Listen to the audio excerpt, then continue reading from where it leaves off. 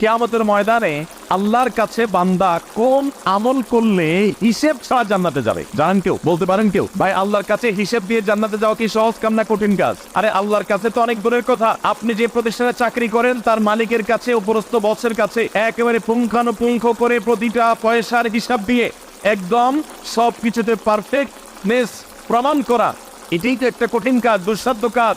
সেখানে সারা জীবনের হিসাব আল্লাহর কাছে দিয়ে পাই পাই করে তারপর আপনি জান্নাতে যাবেন, বিষয়টা এত সহজ।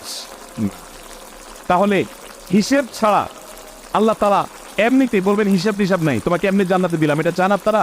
দেখুন কোরআনে কারীম আল্লাহ তাআলা বলছেন, ইন্নামা ইউওয়াফাস সাবিরুনা আজরাহুম বিগাইরি হিসাব। আল্লাহ বিনিময় দেওয়ার ক্ষেত্রে, সওয়াব দেওয়ার ক্ষেত্রে দুনিয়াতে যারা সবরকারী হবে, যারা ধৈর্যশীল হবে, যারা সহিষ্ণু হবে, যারা নিজেকে নিয়ন্ত্রণ করতে পারবে, এই সবরকারীদেরকে আল্লাহ তাআলা হিসেব ছাড়া দিবেন।